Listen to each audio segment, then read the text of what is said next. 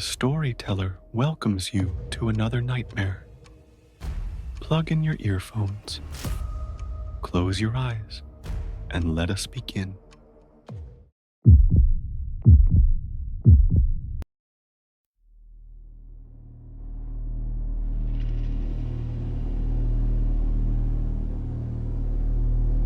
When I opened my eyes, I already knew something was wrong. My smartwatch buzzed gently on my wrist, but it wasn't an alarm. It was a health alert. It said, 2 heart rates detected. Device sync error. Check nearby devices. I was alone, miles deep in the forest. No signal, no people. No one should have been near me, but there were 2 heartbeats logged. One was mine. The other was still nearby. I'm Lara, 29. I live in Seattle, work in tech, spend more time behind a screen than I'd like to admit. So last fall, I decided I needed out. Out of the noise, out of the group chats, out of the pings and Slack threads and push notifications. I planned a 5-day solo hike through the North Cascades. Just me, a backpack, my tent, and my Garmin smartwatch to track steps, heart rate, GPS, that kind of thing. I even joked with my friends, "Don't worry, if I drop dead, my watch will call for help before my soul even leaves my body." They laughed. I did too. But now, that joke feels like something else, like a warning. The first 3 days were perfect, peaceful, almost sacred. No cell service, but I had pre-downloaded maps, offline tracking, and my watch kept an eye on my vitals. I stayed at designated camp zones, followed the trail markers, journaled, cooked by firelight. I felt safe, alone but not lonely. You know that feeling? But on the 4th morning, I woke up groggy, not exhausted, just off, like I hadn't slept alone. Like someone had watched me sleep. Then my smartwatch buzzed. It wasn't a step count. It wasn't a weather update. It said, sync error. 2 heart rates detected between 2:13 a.m. and 3:44 a.m. First, I thought it glitched. Maybe the cold affected the sensors.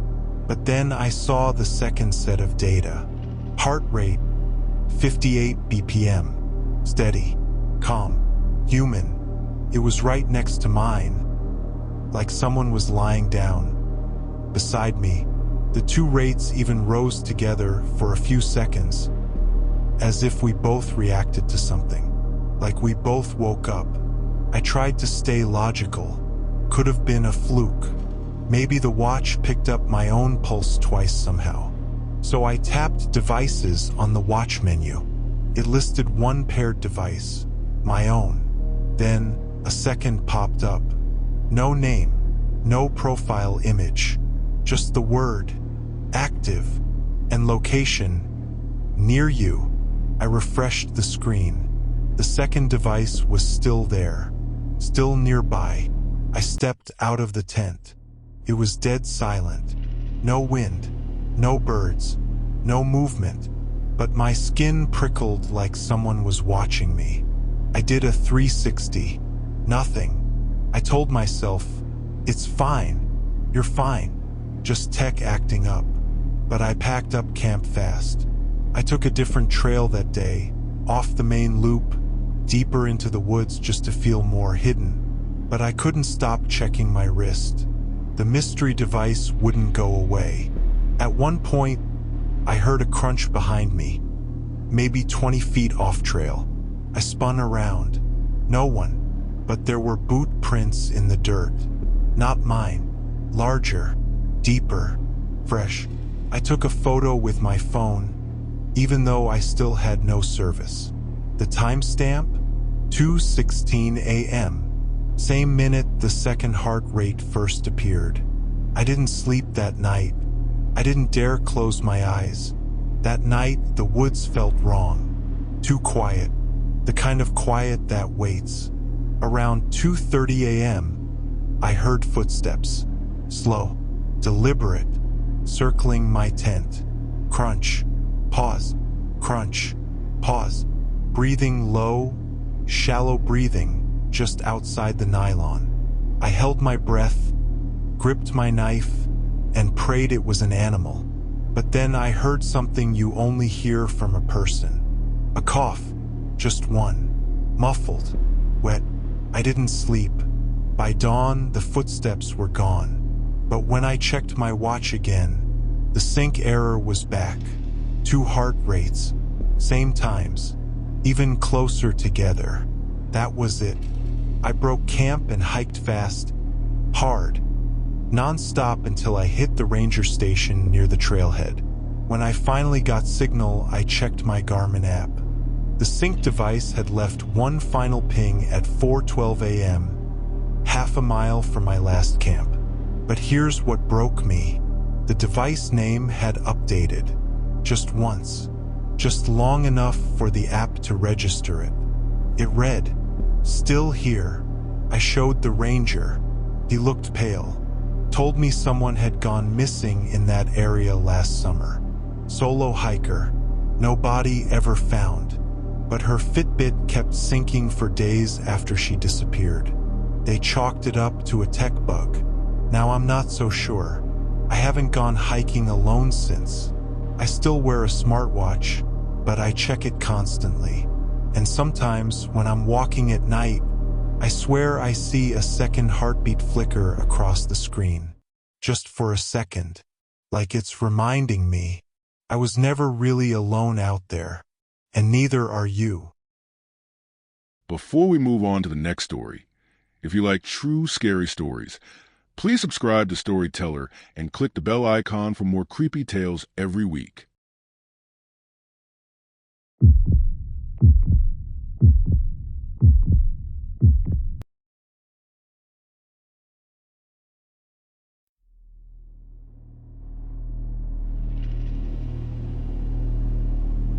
My wife died 5 months ago, so when I got a message from her telling me she was cold and I was close, I knew something was very wrong, because it wasn't some archived text or an old draft.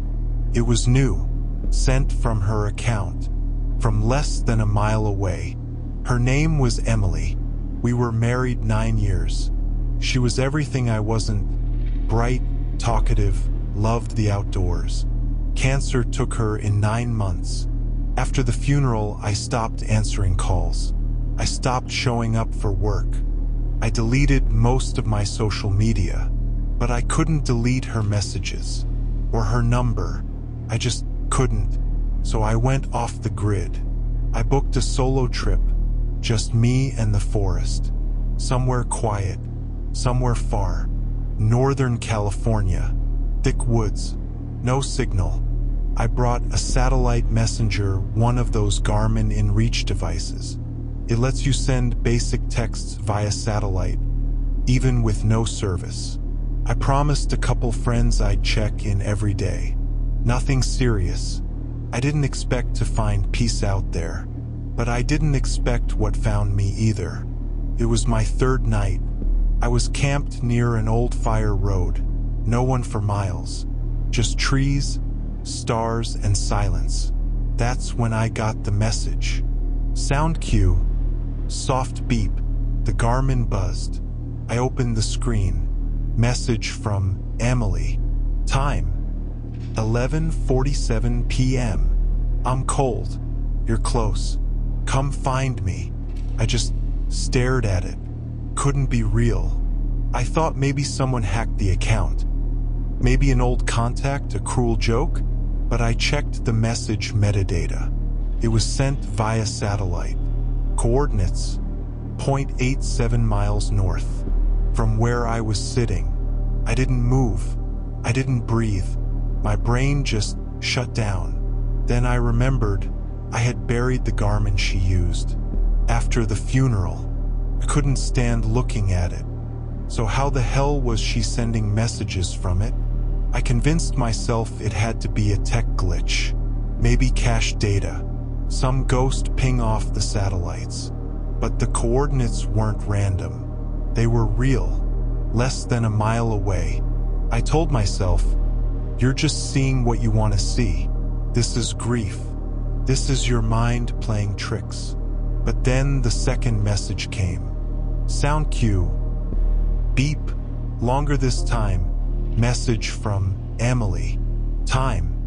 12:03 a.m. Why did you leave me? I didn't move. I didn't breathe. My brain just shut down. Then I remembered I had buried the garment she used. After the funeral, I couldn't stand looking at it. So how the hell was she sending messages from it? I convinced myself it had to be a tech glitch. Maybe cache data. Some ghost ping off the satellites. But the coordinates weren't random. They were real, less than a mile away. I told myself, you're just seeing what you want to see. This is grief. This is your mind playing tricks. But then the second message came. Sound cue. Beep. Longer this time. Message from Emily. Time. 12:03 a.m. Why did you leave me? I put on my boots and grabbed my flashlight. I don't know what I thought I was going to find. A glitching device? A prank? Some part of me, some stupid, desperate part of me thought I might see her. Just one more time. The forest was dead quiet. No wind, no animals, just the sound of my own footsteps crunching under dead leaves. The deeper I went, the colder it got. Not normal cold, unnatural, like walking into a freezer. My breath started fogging. 0.75 miles. I lost GPS lock. That's not supposed to happen with satellite. But the Garmin froze. Just a black screen. Then I saw it. Off trail. A shape. Not moving. It was a person. Curled up near the base of a tree. Long hair. Pale skin in the moonlight. I took a step closer, and my chest locked up. It was a woman, wearing the same green hiking jacket Emily always wore, the same one we'd lost during our last trip to these woods. I opened my mouth to speak, didn't know what I was going to say, but she turned, and it wasn't her, or it wasn't just her. Her face was blurry, like static, like water rippling over a reflection, and her eyes completely black. She opened her mouth like she was going to scream, but no sound came out, just cold, like the temperature dropped 10 degrees in an instant. I backed away slowly, but she raised her hand, and she was holding Emily's Garmin. I ran. I don't remember how I got back to camp. I just know I didn't stop until I collapsed outside my tent. The Garmin was back on. New message from Emily. Time 3:06 a.m. You're not listening. I never left. That was the last one. I packed up at first light and left the forest behind. When I got home, I checked the satellite provider's system logs. They confirmed it. The messages came from a device registered to Emily, last active 5 months ago. But here's the part that keeps me awake at night. They told me the last signal from that device, before the message was ever sent, was in transit, from a mail facility, in a donation box, on its way to be refurbished. It was never in the woods. I don't know what I saw out there. I don't know who or what sent those messages, but I keep thinking about what she said. I'm cold. You're close. What if she wasn't warning me? What if she was waiting?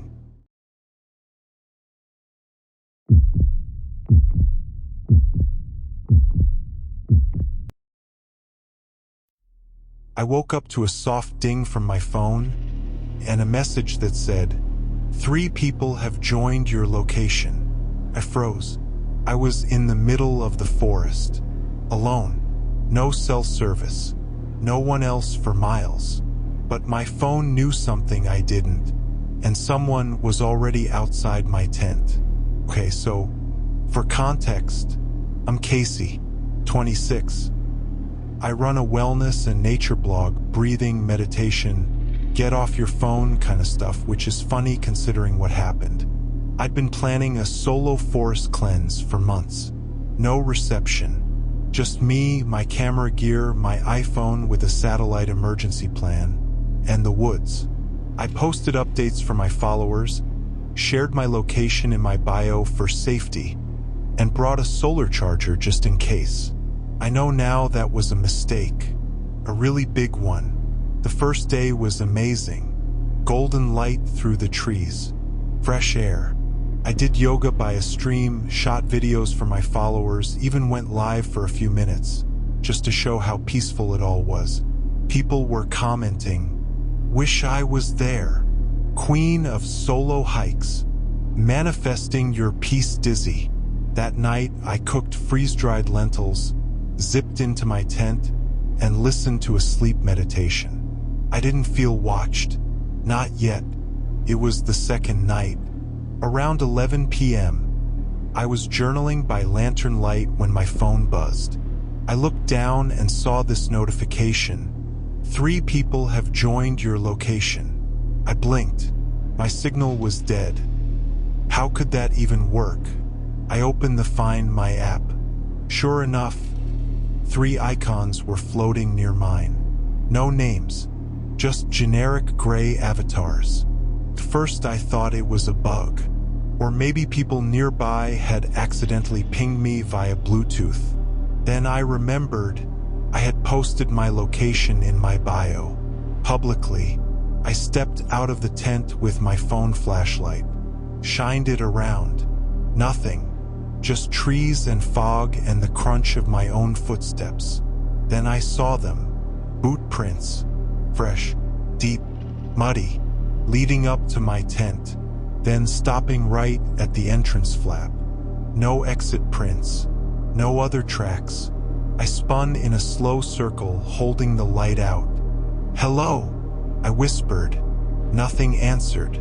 That's when my phone buzzed again. Only this time it wasn't a notification. It was my camera. The screen had turned on. The front camera was active. I hadn't touched anything. The little green light blinked. Someone, somehow, had accessed my phone remotely. I yanked the cord on the lantern and dove back into the tent, zipped it shut, and turned off the flashlight. My heart was hammering in my chest. The camera app was still open, facing me. Then something even worse happened. It switched from front-facing to rear. I was holding the phone still, so the camera now pointed at the tent wall behind me. And through the nylon, the camera picked up a shadow, long, still, not moving, like someone was standing just outside. I didn't breathe. I didn't blink. I sat perfectly still, watching that camera feed, waiting for it to go away. After what felt like hours, the shadow slipped away. But I didn't sleep. I just waited for morning. At sunrise, I packed up fast. Didn't even eat. Just stuffed everything into my pack and started moving. I turned off Bluetooth, turned off Wi-Fi, deleted all my social apps. But I couldn't delete the fear. I kept checking over my shoulder, kept hearing twigs snap behind me, even when I saw no one. And then, around noon, I heard something in the distance. A voice, someone calling my name. Casey, not yelling, not panicked, just saying it, like they already knew I was listening. I stopped walking, came again. Casey, no birds, no wind, just that voice. I started running. When I finally reached the edge of the trailhead, my phone buzzed again. One last time. I hesitated before checking it. Then I looked. Notification, airdrop request, 1 video. I clicked decline immediately, tried again, and again. Then it stopped. I opened my location settings one more time. This time it showed 4 people nearby. One of them was listed as Casey's iPhone, unknown. My own name, my own phone, only I wasn't connected to it. I made it home. Eventually, I've changed my number, deleted my accounts, got a new phone. No more shared locations, no more solo trips, but I still think about it.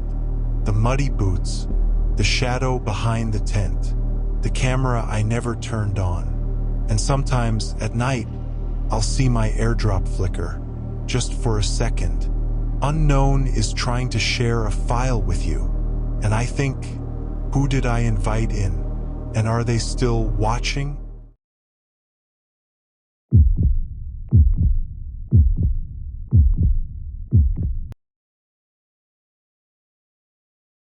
You know that feeling when your phone buzzes late at night? And for a split second, you hope it's from someone you lost, even though you know it can't be? Last month, in the middle of the woods, I got a text from my brother. He vanished over a year ago. The message just said, "I'm okay, come find me." And the GPS pin? It was only a mile away. My brother's name was Joel. He went missing last summer on a solo hike up in the Bitterroot Mountains. Tough trail, but not unheard of. He'd done harder. He was always the stronger one. They found his car. They found his campsite, but not him. No signs of a struggle. No blood. No goodbye note. Just gone. The search lasted 2 weeks. Then they gave up. I didn't. Even after the case went cold, I couldn't delete our message thread. It was the last place he still existed. Sometimes I'd scroll back, reread our jokes, our fights.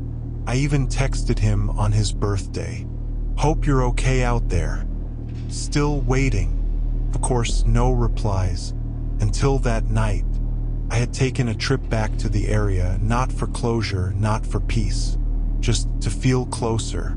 I set up camp at the same trailhead he started from. And around 1:13 a.m., my phone buzzed. Message from Joel. "I'm okay. Come find me." I sat up so fast I almost knocked the lantern over. I stared at the screen for a full minute. The message had a GPS pin. It wasn't far. About 1.5 miles northwest. No signal, no bars, but the message came through. That should have been impossible. I grabbed my flashlight and went. Didn't think twice. Didn't think at all. I told myself maybe he'd just snapped. Maybe he had been surviving off-grid. Maybe this was it. The trail was dead quiet. My breath fogged in the cold. As I got closer, my phone buzzed again. "You're almost here." I smiled. Actually smiled. Then the next message came. "Don't trust it." I stopped walking. My stomach dropped. Was he talking about me or someone else? Before I could figure it out, another message came through. "Too late. Keep going." The closer I got to the pin, the more the texts started changing. First they were calm. "It's quiet here. I see the stars again." Then they got weird. "He's wearing your face. Stop texting me. You're not real." I tried replying. "Where are you?" "Joel, it's me." But every time the app would glitch. My words would vanish. Or worse, change. I typed, "I miss you." The screen showed, "I took him." I hadn't typed that. Finally, I reached the pin's location. It was a small clearing, moonlight through the trees. Nothing there. No tent, no gear, no brother. Then my phone buzzed again. "Look behind you." I turned slowly. There was no one, but my flashlight hit something on the ground. A phone, smashed, dirt covered, screen barely hanging on. It was Joel's. I recognized the cracked wallpaper, the lock screen photo us at Yellowstone. I picked it up. The screen lit up for just a second, and then one final message appeared. I'm not your brother, but I was someone's. I dropped the phone like it burned me. Then came a new message. This one wasn't from Joel. It came from an anonymous number. No contact name, no history, just 4 words. Don't look up. Yet. Of course, I looked. And in the tree line, barely visible, was a figure. Thin, tall, not moving. His head tilted like it was listening. The phone buzzed again. Anonymous. You brought it with you. I ran hard. I made it back to my car before sunrise. Drove nonstop. Never looked back. When I got home, the message thread was gone. Every text, every photo, even Joel's number. Now the app just says, no new messages. But sometimes, around 1:13 a.m., my phone buzzes. And if I check fast enough before it disappears, I see the name. Joel. No message. Just typing. I don't think it was ever him. I think something is using old phones, old threads, old grief as a way in. I think it waits for people like me who never say goodbye, who leave the thread open, waiting for just one more message.